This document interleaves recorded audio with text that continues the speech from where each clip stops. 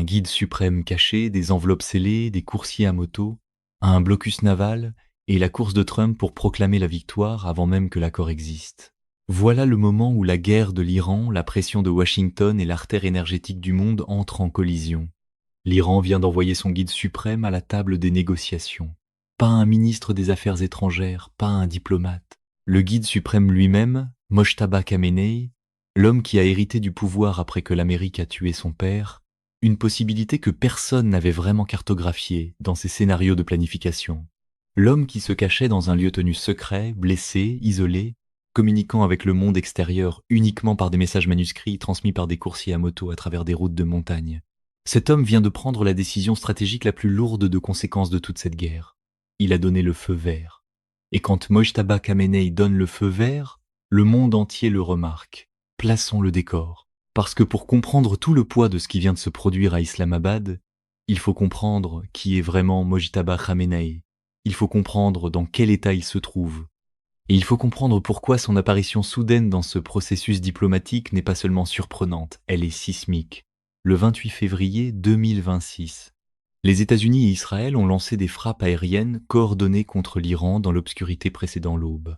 La cible principale était le complexe familial des Khamenei, la résidence, le siège du pouvoir, l'adresse physique de l'autorité suprême de la République islamique. L'aîné des Khamenei, l'ayatollah Ali Khamenei, a été tué dans ces frappes. Des décennies de pouvoir exercé d'une main de fer ont pris fin en un instant. Mais le complexe n'était pas vide de Khamenei. Mojtaba, le fils, le religieux de 56 ans qui avait passé toute sa vie à opérer dans l'ombre de la présence écrasante de son père, s'y trouvait aussi. Il a survécu, mais de justesse. Ce que le New York Times a rapporté en citant plusieurs hauts responsables iraniens qui se sont exprimés avec une franchise extraordinaire est le genre de détail qui réécrit votre compréhension de tout ce conflit. Mojtaba Khamenei est sorti des frappes du 28 février grièvement blessé. Une jambe a été opérée 3 fois. Il attend une prothèse. Il a subi une chirurgie à une main et ne récupère que lentement sa mobilité. Son visage et ses lèvres ont été gravement brûlés dans l'attaque, ce qui rend la parole difficile. Il devra éventuellement subir une chirurgie plastique. L'homme qui est maintenant le guide suprême de la République islamique d'Iran, l'homme dont la photographie a remplacé celle de son père sur les panneaux d'affichage à travers Téhéran, l'homme dont le nom est invoqué dans chaque déclaration émanant du gouvernement iranien, ne peut pas parler correctement, ne peut pas marcher correctement, et n'est pas apparu une seule fois en public depuis le jour où son père a été tué. Pendant 2 mois, le monde n'a pas su si Mojtaba Khamenei était vivant, invalide ou mort. L'Iran n'a diffusé aucune vidéo, aucun enregistrement audio, aucune apparition publique, seulement des déclarations écrites publiées en ligne, et lues à haute voix à la télévision d'État par des présentateurs, parlant avec la révérence de gens récitant des textes sacrés. Le régime a même utilisé des vidéos générées par intelligence artificielle du guide suprême, livrant des messages, un détail si extraordinaire, si révélateur du désespoir de Téhéran à projeter une image de stabilité, qu'il mérite d'être répété. L'Iran utilisait l'intelligence artificielle pour simuler les apparitions publiques de son propre guide suprême, parce que le véritable guide suprême était trop blessé et trop caché pour apparaître lui-même. Les spéculations ont explosé dans les milieux du renseignement occidental et dans les communautés iraniennes en exil. Est-il vraiment aux commandes? Est-il même vivant? Est-ce un gouvernement dirigé par un fantôme? La réponse, en réalité, est plus compliquée et plus fascinante que ces 2 extrêmes. Selon 4 hauts responsables iraniens qui ont parlé à des journalistes américains, Mojtaba Khamenei, malgré tout, mentalement vif et engagé. Son corps a été brisé par les frappes, mais pas son esprit. Il suit la guerre, il suit les négociations. Il reçoit des briefings transmis non pas par des systèmes numériques sécurisés, non pas par des téléphones cryptés, non pas par une technologie que l'opération de renseignement d'origine électromagnétique extraordinairement compétente d'Israël pourrait intercepter et retracer, mais par des messages manuscrits, stylos sur papier, signés et scellés dans des enveloppes, passés de main en main par une chaîne de coursiers qui voyagent en voiture et à moto sur des routes secondaires et des chemins détournés, jusqu'à son lieu tenu secret. Ces réponses reviennent par le même moyen. Le guide suprême de l'Iran dirige une négociation nucléaire avec les États-Unis d'Amérique par l'équivalent du système postal du XVIIIe siècle. Et cela fonctionne. Mais voici la couche de cette histoire, qui est encore plus extraordinaire, et qui aide à expliquer pourquoi les pourparlers d'Islamabad ont été si chaotiques, si remplis de contradictions, Si difficile à lire de l'extérieur, Mojtaba Khamenei ne dirige pas réellement l'Iran seul en raison de son état physique, parce que l'accès à lui est décrit comme extrêmement difficile et limité, parce que même les hauts commandants du corps des gardiens de la révolution islamique, l'IRGC, évitent de lui rendre visite en personne par crainte que les renseignements israéliens puissent suivre leur déplacement et le viser dans une deuxième tentative d'assassinat. À cause de tout cela, le pouvoir en Iran a migré, il ne s'est pas effondré, il a migré entre les mains d'un petit groupe d'hommes qui, dans les faits, co-gouvernent maintenant la République islamique pendant que le guide suprême guérit en se cachant. 3 noms définissent ce triangle du pouvoir. Hossein Taeb, l'une des figures du renseignement les plus redoutées de tout l'IRGC, un homme qui a dirigé pendant des années l'organisation du renseignement des gardiens. Mohsen Rezaï, un commandant vétéran et une figure politique dont les instincts de faucon ont façonné la doctrine stratégique iranienne pendant des décennies, et Mohammad Bagher Ghalibaf, le président du Parlement, l'homme qui a dirigé la délégation iranienne lors du premier cycle de pourparlers à Islamabad, le visage public de l'autorité iranienne de négociation au Pakistan. Ces 3 hommes sont, pour l'instant, le véritable pouvoir derrière le trône. Ils informent Khamenei par le système de coursier, ils reçoivent ses réponses. Et ensuite, et c'est le détail qui explique tout sur la raison pour laquelle les pourparlers d'Islamabad continuent de s'effondrer, ils prennent des décisions. Parfois, ces décisions correspondent à ce que veut le guide suprême blessé. Et parfois, selon des analystes de Chatham House, Khamenei se voit présenter des faits accomplis, des décisions déjà prises, des réalités déjà installées sur le terrain. Sanam Vakil, directrice du programme Moyen-Orient et Afrique du Nord à Chatham House, l'un des groupes de réflexion les plus respectés au monde, l'a formulé précisément lorsqu'elle a dit que malgré le respect montré à Khamenei, il n'exerce toujours pas un contrôle complet et se voit souvent présenter des situations telles qu'elles se sont déjà développées. Ce que cela signifie en pratique, c'est que la position de négociation de l'Iran n'est pas dictée par une seule vision stratégique unifiée venant d'une autorité suprême unique. Elle est dictée par des généraux militaires de la ligne dure qui croient, sur la base de leur évaluation du champ de bataille, que l'Iran dispose de plus de leviers que Washington ne le pense, et qui sont prêts à pousser le guide suprême vers l'intransigeance même, lorsque les diplomates dans la salle lui disent qu'un accord est à portée de main. Voilà ce qui s'est réellement passé la semaine où le 2e cycle de pourparlers à Islamabad devait commencer. Le ministre iranien des Affaires étrangères, Abbas Araghchi, un diplomate de carrière, un pragmatique selon les standards politiques iraniens, un homme qui a déclaré publiquement que l'Iran n'était qu'à quelques centimètres d'un protocole d'entente lors du premier cycle de pourparlers, était prêt à s'engager. Le président Pezeshkian, qui a publiquement averti que les dommages économiques causés par cette guerre approchaient les 300 milliards de dollars, pressait en faveur d'un accord. Les factions réformistes de la politique iranienne suppliaient qu'on conclue un accord. Les modérés voyaient la trajectoire. Et pourtant, la délégation iranienne ne s'est pas présentée au pourparlers mercredi. Elle ne s'est tout simplement pas montrée. Pourquoi ? Parce que les généraux ont gagné. Israël Hayom, citant un reportage approfondi sur le processus décisionnel interne de l'Iran, l'a résumé avec une clarté dévastatrice en 4 mots. À la fin, les généraux ont gagné. Les commandants de l'IRGC, représentés par Ghalibaf dans le triangle du pouvoir, ont soutenu que négocier pendant que le blocus naval américain demeure en place n'est pas une négociation, c'est un théâtre de capitulation. Ils ont soutenu que le levier de l'Iran dans le détroit d'Ormuz est réel et grandissant, que l'horloge politique intérieure américaine tourne contre Trump, et que chaque semaine de retard sans accord rapproche Washington du moment où il acceptera moins que ce qu'il exige actuellement. Les partisans de la ligne dure ont regardé la carte, et ils ont aimé ce qu'ils voyaient. La délégation est donc restée chez elle, et les pourparlers que le Pakistan avait travaillé pendant des semaines à organiser se sont effondrés avant même de commencer. C'est la fracture interne en Iran que Trump souligne sur les réseaux sociaux. Et pour une fois, sa lecture de la situation est partiellement exacte. Il existe une véritable division, non pas entre des gens qui veulent la paix et des gens qui veulent la guerre dans un sens moral abstrait, mais entre ceux qui croient que la position actuelle de levier de l'Iran est assez forte pour arracher un meilleur accord maintenant, et ceux qui pensent que la guerre a suffisamment contenu la menace existentielle pesant sur le régime pour que la priorité se déplace vers la reconstruction et la reprise économique. Les généraux de l'IRGC sont dans le premier camp, le gouvernement civil et le ministère des Affaires étrangères sont plus proches du second, et Mojtaba Khamenei, blessé, isolé, dirigeant le pays par des coursiers à moto, et l'homme que les deux camps tentent de convaincre par leurs enveloppes manuscrites, livrées dans un lieu tenu secret, quelque part dans la campagne iranienne. Pour une fois, le diagnostic des réseaux sociaux a touché une partie de la cible, même si un slogan de campagne cassé peut parfois pointer vers une fracture bien réelle. Maintenant, arrivons au moment qui a tout changé cette semaine. Le moment qui a envoyé des ondes de choc dans chaque canal diplomatique de la région. Axios a rapporté quelque chose qui, si c'est vrai, représente le développement le plus important de tout ce conflit. Mojtaba Khamenei a approuvé un deuxième cycle de pourparlers. Pas les généraux, pas le ministère des Affaires étrangères, pas Galibaf, ni le triangle du pouvoir agissant selon leur propre jugement.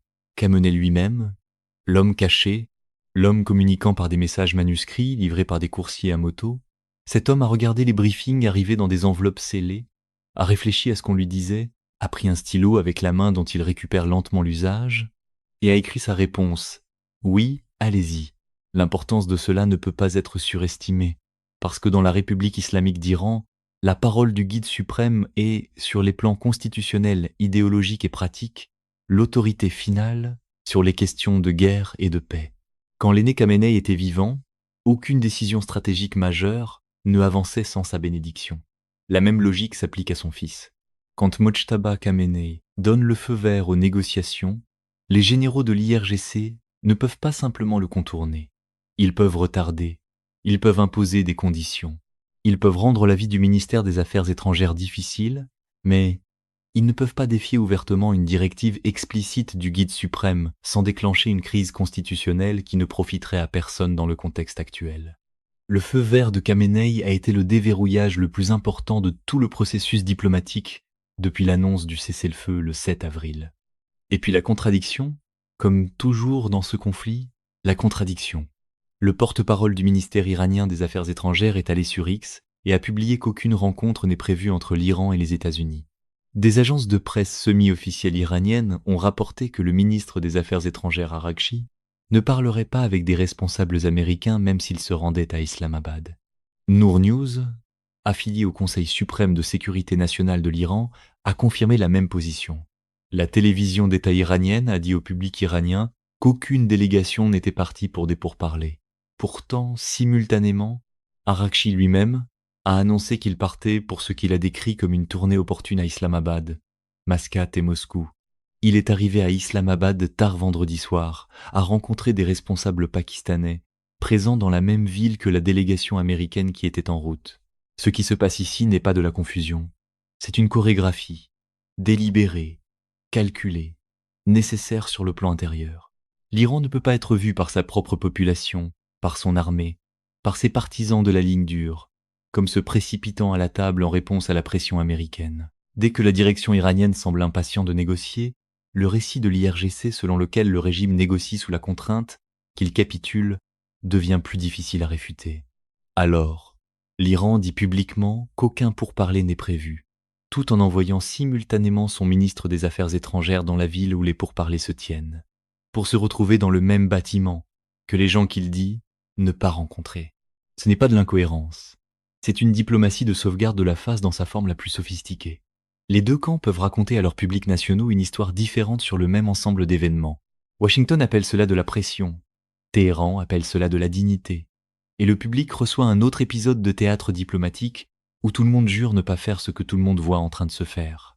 Maintenant parlons de la réponse de Trump, parce que c'est la partie de la semaine qui a généré le plus de bruit et le plus de confusion, et qui, une fois qu'on retire les effets de scène des réseaux sociaux, dit en réalité quelque chose de réel sur l'endroit où Washington se positionne pour la phase finale.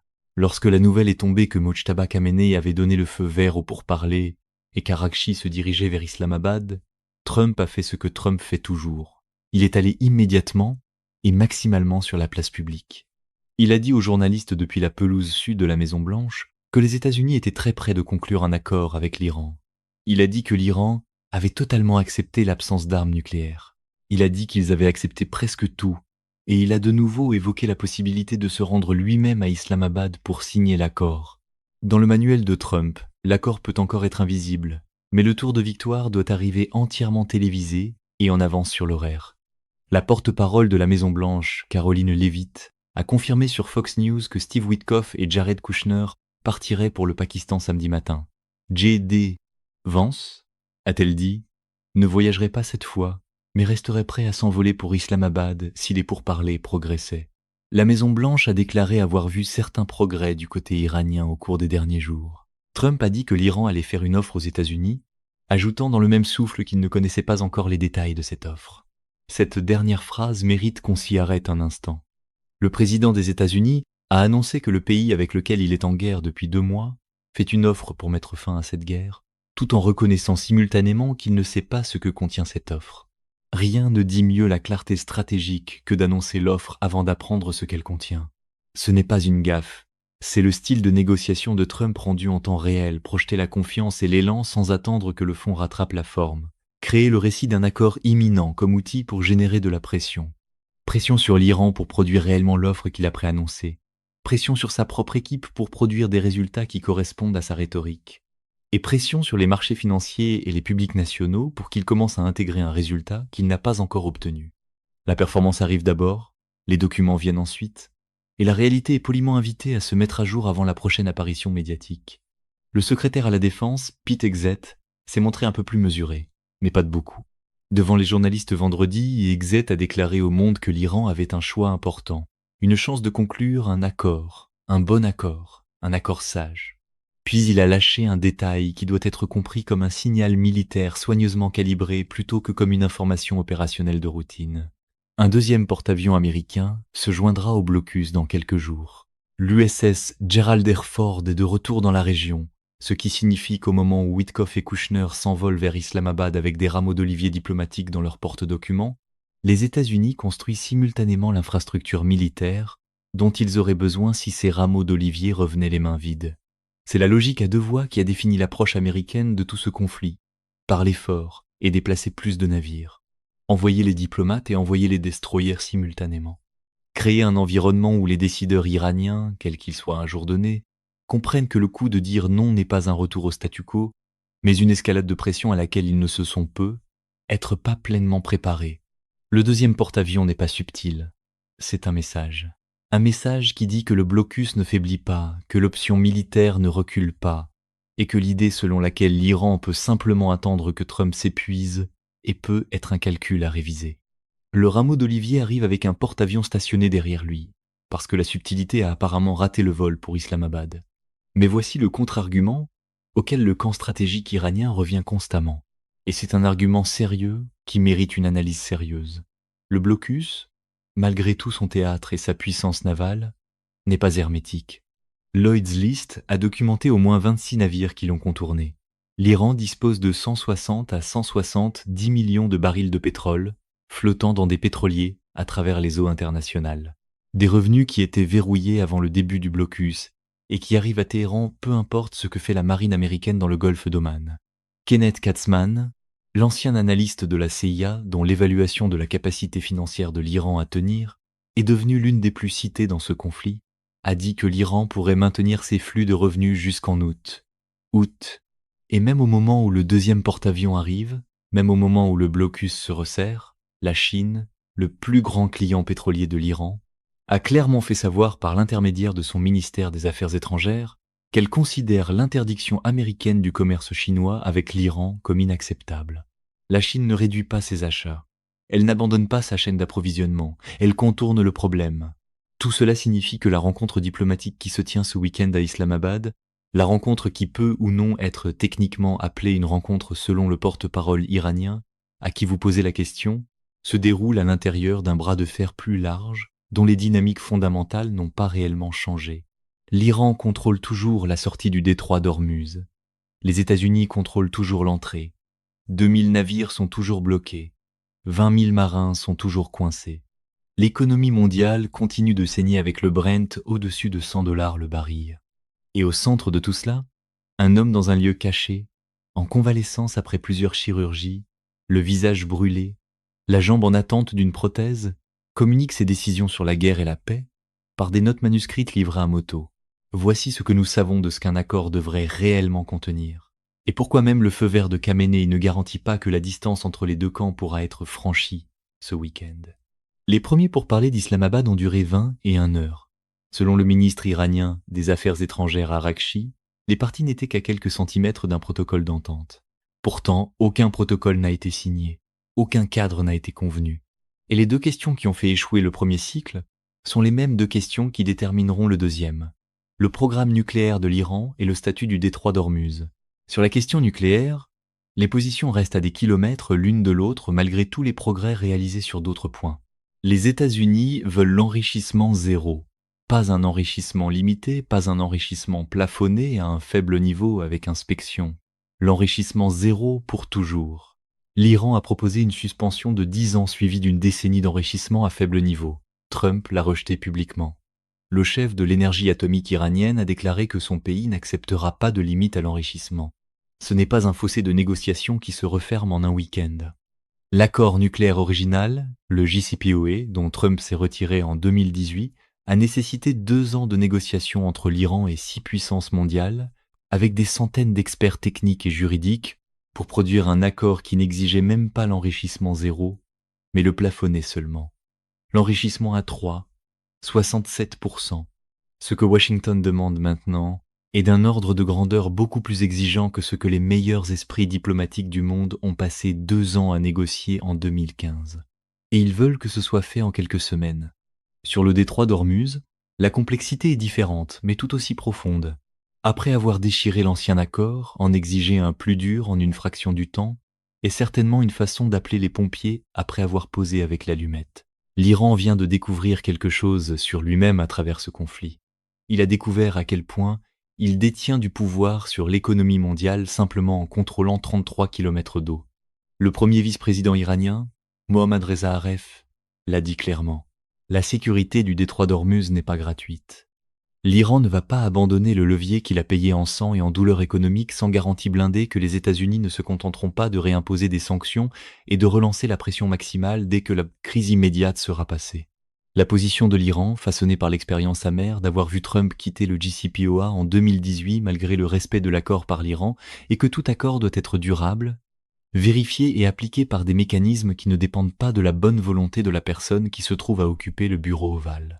Ce week-end à Islamabad, alors que Witkoff et Kouchner sont assis face à Rakchi dans la salle que le Pakistan a préparée pour cette rencontre, que l'Iran dit officiellement ne pas avoir lieu, voilà le poids qui repose sur la table entre eux. Le poids de 2 mois de guerre, le poids de milliers de morts, le poids de 2000 navires qui ne vont nulle part et de 20 000 marins qui n'ont rien vers quoi rentrer. Le poids d'un guide suprême qui a survécu aux bombes américaines et communique par des coursiers à moto depuis un lieu caché, et qui, malgré tout cela, a pris un stylo et écrit le mot qui a envoyé son ministre des Affaires étrangères à Islamabad. Oui, allez-y. Que ce qui sortira de ce week-end constitue une percée ou un nouvel effondrement, l'histoire se souviendra de ce moment. Le moment où le fils de l'homme que l'Amérique a assassiné a décidé de s'engager avec le pays qui a tué son père. Non pas depuis une position de faiblesse, non pas dans la reddition, mais selon des conditions que lui et son gouvernement cherchent encore, même maintenant, au milieu de tout cela, à façonner. Mojtaba Khamenei a donné le feu vert. Les diplomates sont dans la salle. Les navires attendent. Et le monde retient son souffle pour voir ce qui sera écrit dans le prochain message manuscrit qui traversera la nuit iranienne à moto. Mais ne fermons pas cette histoire avant d'examiner le tableau complet de ce que signifie réellement le feu vert de Khamenei et de ce qu'il ne signifie pas. Parce qu'interpréter cela comme un signal que l'Iran est prêt à capituler serait une lecture fondamentalement erronée de l'homme et du moment. Mojtaba Khamenei n'a pas passé toute sa vie adulte dans l'ombre du projet révolutionnaire de son père pour remettre ce projet à Washington dès que les bombes ont cessé de tomber. Il a grandi à l'intérieur de la République islamique. Il a servi comme combattant volontaire dans la guerre Iran-Irak, le conflit de 8 ans qui a défini la compréhension de sa génération de ce que signifie être entouré d'ennemis et survivre. Il a passé des décennies à opérer à l'intérieur des réseaux parallèles de renseignement et de politique de l'IRGC, en bâtissant des relations avec les généraux mêmes, qui sont maintenant la force dominante du gouvernement iranien en temps de guerre. Il sait exactement ce que ces hommes croient. Il partage une grande partie de ce qu'ils croient. Et son feu vert pour parler n'est pas la même chose qu'un feu vert pour se rendre sur la question nucléaire. Ce que l'approbation des pourparlers par Khamenei représente le plus probablement est quelque chose de plus subtil et de plus cohérent stratégiquement que le simple désespoir. Cela représente un calcul. Le nouveau guide suprême de l'Iran, malgré ses blessures, malgré son isolement, malgré le fait